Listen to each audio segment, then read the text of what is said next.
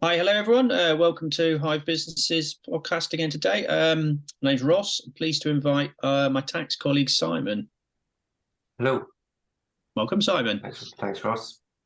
So we're going to talk about tax and tax optimization today, and this is, almost entirely because what we've got is, we've had 6 to 9 months of everything increasing across the board in terms of inflation, energy prices. HMRC have got on the bandwagon a little bit as well, and they're also increasing their prices because there's a massive increase in the tax rate for companies, the corporation tax rate that's coming in very shortly. Is that right?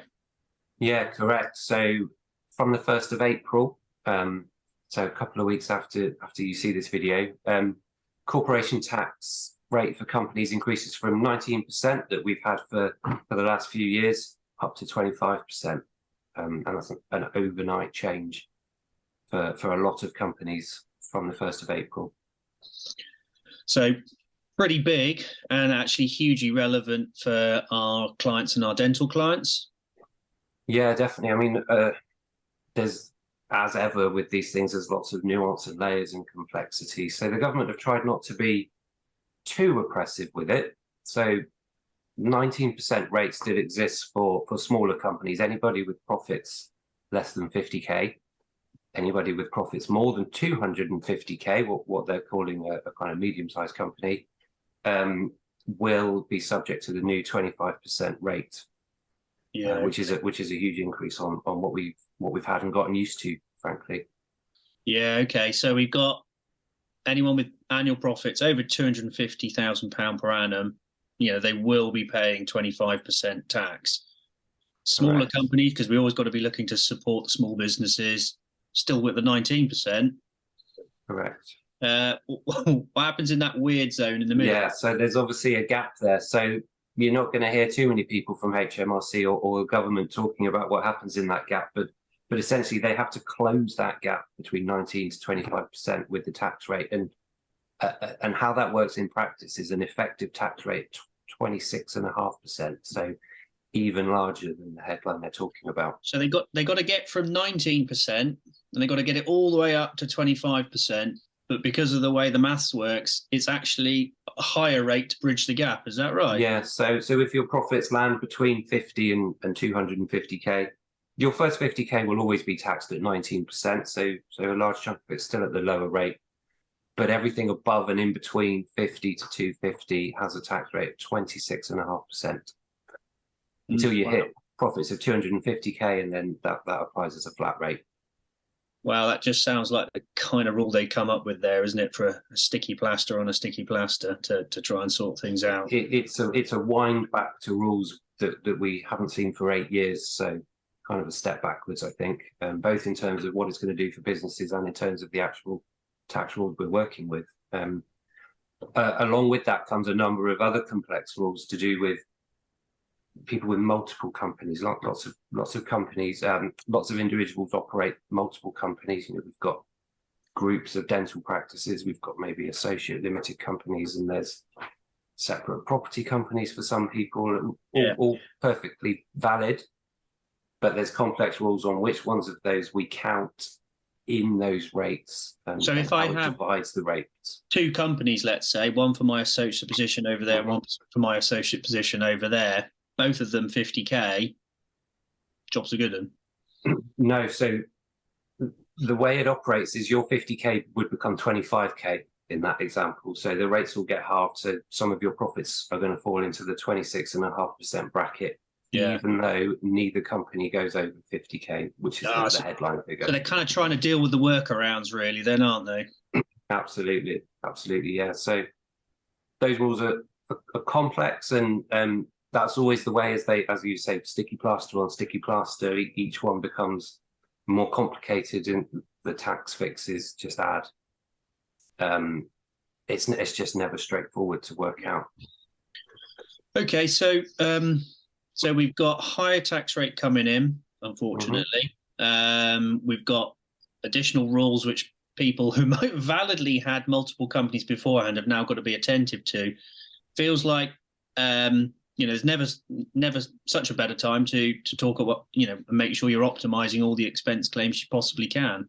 Yeah, definitely. But I think step before that, people do have multiple companies. Some people do have multiple companies for, like I said, perfectly valid commercial reasons. The first thing to do is actually assess which ones of those do we have to kind of add together to work out the rates, because it won't be all of them in all cases. And there might be cases where some of them are no longer needed in a tax regime where that matters now.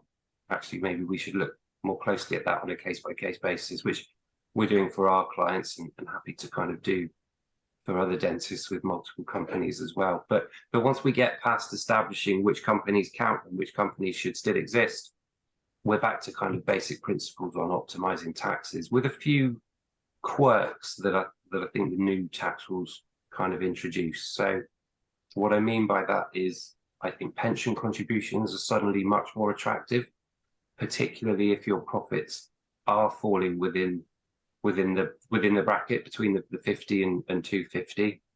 The tax relief on pensions is suddenly worth 26.5% to you instead of 19% that it has been. Yeah.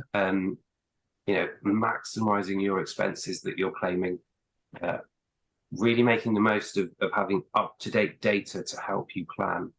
We're really big on that here at Hive. We really believe that every practice certainly should have up-to-date data that helps you run your business as a principal. It helps us plan your taxes for you and maximize your tax savings for you and make sure every expense is claimed. But there's other aspects as well.